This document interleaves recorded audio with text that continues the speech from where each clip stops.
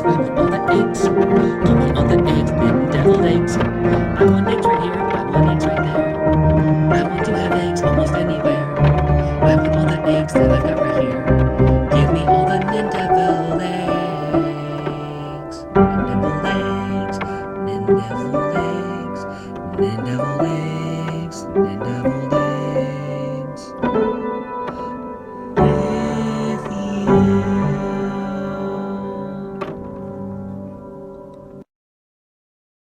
Previously on Nindeviled Eggs.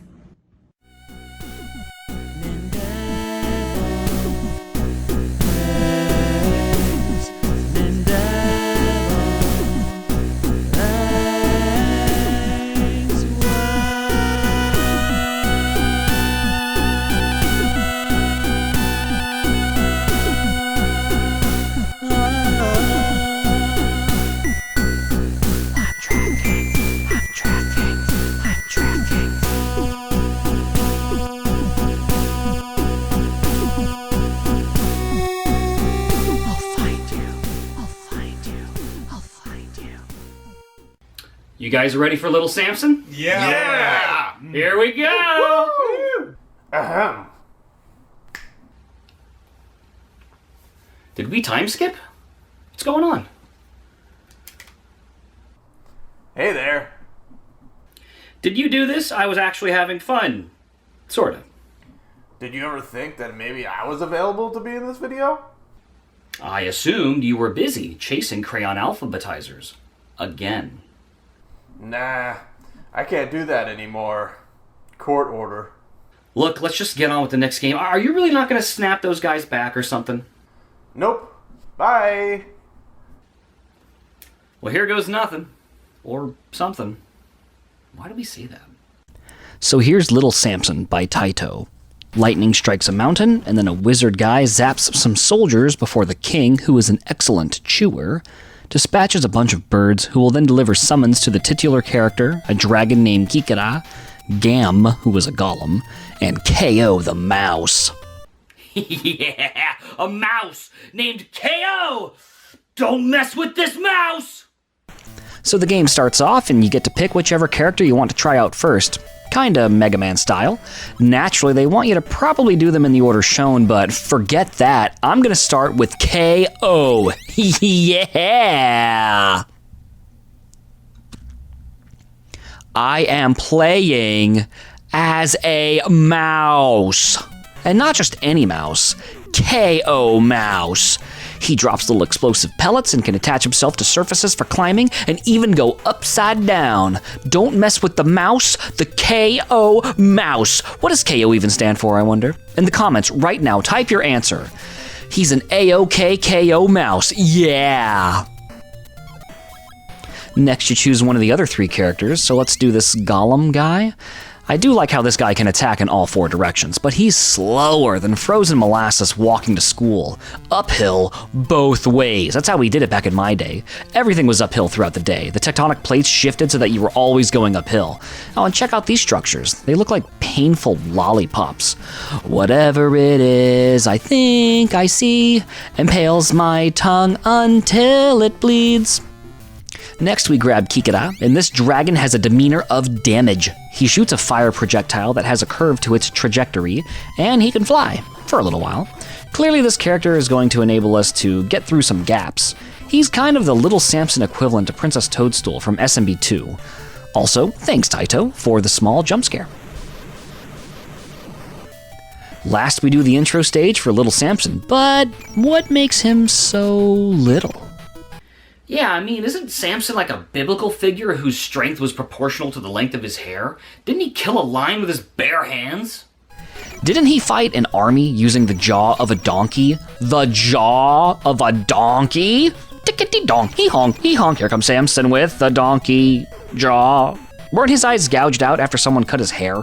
Because this guy on screen definitely doesn't have long hair. I mean, it's longer than mine, but still, he climbs walls, and when he jumps, he spins around like he's got nothing better to do. His name is Little Samson, seems like he does not care. Climbing up the walls now, will someone cut his hair? This was a Roundhouse reference. Once we complete the stage, all 4 characters talk to the king. 2 of them get transported into this ball thing, and then for some reason, little Samson has to fight the dragon. Enough of this. What's with having to fight your friends recently? Didn't we do enough of that in the last game? Then we are taken to the overhead map, which shows some castles and volcanoes and waterfalls and sets the lay of the land, so to speak. Let's talk about this overhead map thing for a second. In the NES and SNES days, the overhead map was like a tease, but a good tease. It would give you a hint about what a future level could be, but the only way to know for sure was to get there and find out. You couldn't really hop online and look it up or watch a streamer, nor would you want to. You had to get there, accomplish it yourself. Or go to your friend's house and watch them do it. And so now we begin the main part of the game, starting out as Samson, and he's still jumping and shooting and such, but we now have the ability to switch to other characters. Note in the character selection menu the letter L instead of S. So his name isn't Samson, it's Little Samson. Anyway, if you switch to the golem guy, you'll notice he has his own health and he can walk on spikes. But he's so slow. Unlike KO the Mouse Master, who can sneak into smaller areas. Yeah! Anyway, we fight the wizard guy. Saw him earlier. I find Gollum works great here, but he keeps reappearing right where we are standing. Creep. But then he summons a green cyclops thing who spits energy spheres. It's a technical term. The next stage has a lot of platforming in the air with tornadoes. Probably easier to use the dragon for this part.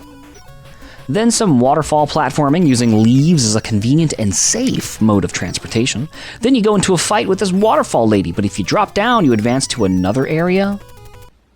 That's lazy. What if I try to fight her for real? If we defeat her, it takes us here. Oh, so this game has branching paths? That's pretty cool. So, if you go down the waterfall, you lose the orb thing, and then the map puts you in this crab thing where you ride a huge crab guy down a river. Cool idea for an amusement park ride, just saying. But then you fight this wizard guy, he pulls you in with his gravity energy, shoots a fireball, and lightning summons some bird guys to attack you, but when he's beat, you get the orb thing back. If you choose to defeat the waterfall lady instead, you go through Skeleton Land, of which the inhabitants do not take kindly to little. At the end of this level, you can take the high path using the mouse or the low path. The low path takes you to this area, whereas the high path takes you to a different area. This second area is the same place you would end up from the earlier split when you fell down the waterfall and had to get the orb thing back. So we are going to try to keep track of the split paths, but try not to get confused, because I'm already halfway there. Halfway confused. You know what am I explaining this? Sticking with the alternate path, we do some climbing and skull avoiding and dodging. This area seems like a good place to switch between Little, Dragon, and KO. Then we progress to this area, which is actually the area you progress to from the waterfall fight. Alright, so branching paths can be forgotten. The 3 permutations lead here, but we can trade our confusion for horror when we discover the boss for this section. This thing looks like it's straight out of Alien. It certainly gives me a xenomorph vibe. He can only be damaged when his mouth is open. The dragon does pretty well for this if you charge the shot, but ultimately it's best to switch to the golem and take him down. Then we see the icon for Little moving over to the next section of the map. This area provides an increase in difficulty, but the freedom to pick who you want to use. Get brave with the dragon and risk hitting the spikes above, or use Little and take it slow with projectiles aplenty. Don't forget the green and red disappearing platforms, moving platforms, and kamikaze eyeballs. Why so many eyeballs, you might ask? Well, they belong to all the skulls that comprise the boss for the stage, which is an amalgam of skulls and looks like it belongs on a Cradle of Filth album cover or t-shirt. Once again, pick Gollum to take out the boss. Next up, you can use Gollum to land on platforms as you fall to get some power-ups. Obviously, I did a bad job of doing that myself. Then we go to an ice tower. Every game has to have one of those, where ghosty ghouls reverse sine wave at you and wizards drop lightning on you, and then you can ascend up using Gollum or whoever you want, but then you might consider speeding things along with KO McMouseman. The boss is a skeleton riding a skeleton bird thing. I use the dragon to take care of him. The skeletons are on the ground. Reminds me of the Zelera fight from FF12, but then he switches to just the skeleton on the ground. Just keep at him until he doesn't get back up. Then we touristed up at the Green Pantheon with a barrage of skeletons and flying swords. I mean, what's the point? Get it? Point? Yeah, I know. That's why you're here. Not to watch me take on this wizard guy who then summons a metal lightning knight. He raises his sword, you learn the pattern, and then you beat him. Or maybe you'd rather see me fight the Purple Wizard. I guess he passed his karate exam and then duke it out with the flying xenomorph dragon. Yeah, it's Final Fantasy meets Alien. But then eyeballs bombard us while the game waves to us from the background. Isn't that nice? It's like, hey, how you doing, sucker? Hope you got enough money to afford this game. I mean, what's the deal with that? You might ask, why is this game so expensive? Well, the story goes that Taito gave the game very little promotion. It did not arrange a Super Nintendo port. The Super Nintendo, of course, having been out for a long time already, so it was an NES game with limited printing during the Super Nintendo era. And for that reason, demand for the cartridge skyrocketed once NES collecting started to really take off 10 to 15 years after the game initially came out. Maybe that's why this boss is so mad at me. The game is so expensive, he has to send several ghosts at us. He's literally giving up the ghosts, plural. Next up is the ominous, least nonchalant castle in existence, and it feels like we are in Castlevania now, or maybe the Parisian catacombs with all the skulls. And we have these stones jumping around. Maybe they are baby thwomps. And of course, the ceiling spikes have to fall right now when I'm trying to dodge everyone and everything. But then KO gets to take this side route. Go KO! I love that mouse. But I don't love this guy in his yellow barf costume. And what in the Mega Man boss is this with the flying energy spheres where you get to split second to do a micro iota of damage? Micro iota. It's a technical term. Once you beat the guy, a lightning bolt strikes this pond and an island floats out of it into the sky.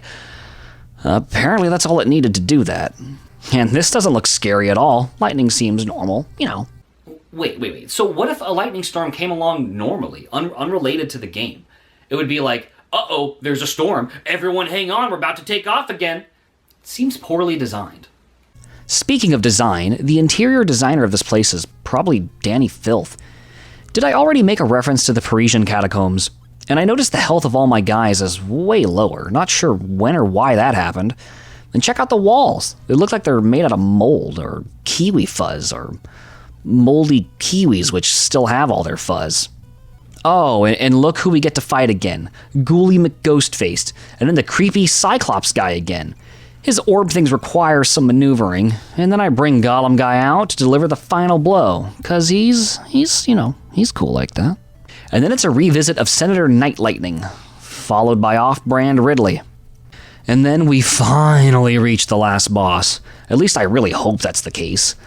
Initially, he's pretty straightforward. Shoot those red orbs so they don't hurt you when they explode, and shoot the Shredder guy. If you want to take damage, you can just get in front of him and spam him, but there's another phase in which he looks like haunted floating armor, throwing his sword around and jumping over you and shooting red orb things. It's a matter of pattern recognition and a battle of attrition.